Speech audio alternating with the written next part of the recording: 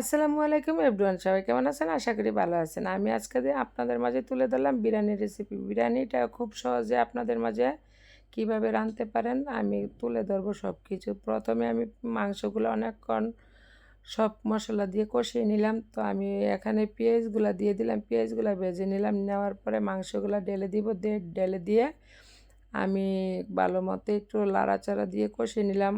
টক দই দিয়ে দিলাম, আদা রসুন দিয়ে দিলাম। দেওয়ার পরে এই রাঁধুনি বিরিয়ানি মশলা দিয়ে দিলাম। দেওয়ার পরে যা যা ছিল তা সব কিছু দেওয়ার পরে আমি চালগুলো ঢেলে দিলাম। দেওয়ার পরে লাইরা সাইরা মনে করেন আমি বিরিয়ানিটা এইভাবেই রান্না করি।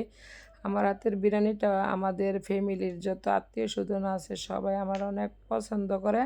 তো আমার মেয়ের বান্ধবীরা তো আরও বেশি পছন্দ করে। কালকে এই বিরিয়ানির রেসিপি দেখে আমার মা বলতেছে আমার মায়ের নাকি খেতে মনে চাইতেছে। আপনারাই বলেন, দুঃখের বিষয় মার মনে চাইতেছে, এমনকি আমার দেওয়া কোনো সম্ভব না, আমি রান্না করে দেওয়ার সম্ভব। ধন্যবাদ সবাইকে, আল্লাহ হাফেজ।